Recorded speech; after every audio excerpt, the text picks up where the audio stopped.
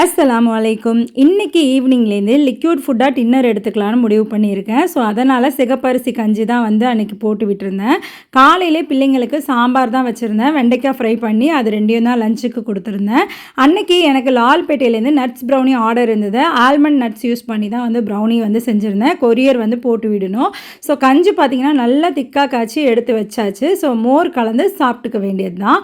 அப்பளமும் வறுத்து வச்சுட்டோன்னா லஞ்ச் டைமில் நின்றுட்டு நம்ம வேலைலாம் பார்த்துட்ருக்க வேணாம். ஸோ எல்லாத்தையும் ரெடி பண்ணதுக்கப்புறம் நெஞ்செலும்பு தான் என் ஹஸ்பண்ட்டை சொல்லி வாங்கிட்டு வர சொல்லியிருந்தேன். அதை சூப் மாதிரி ரெடி பண்ணாமல் சால்னா மாதிரி வச்சுட்டோம் அப்படின்னாக்கா 2 பேருமே, அதாவது என் ஹஸ்பண்டும் மாமாவும் சேர்த்தே யூஸ் பண்ணிக்குவாங்க அப்படின்னு தான் ஐடியா பண்ணியிருந்தேன். ஏன்னா சூப் என் ஹஸ்பண்டுக்கு பிடிக்காது. இந்த நெஞ்செலும்பு பார்த்திங்கன்னா நல்ல கொழுப்பாக இருக்கும் இல்லையா? ஸோ அதனாலே சால்னா பார்த்திங்கன்னா அப்படியே நிறைய எண்ணெய் ஊற்றின மாதிரி மின்னு இருந்தது. பார்க்க அழகாக தான் இருந்தது. பட் எண்ணெய் நல்லது இல்லை இல்லையா? ஸோ ஃபில்டர் பண்ணிவிட்டு அன்னைக்கு லஞ்ச் முடிச்சாச்சு. இன்னொரு மினி விலாகில் பார்க்கலாமா?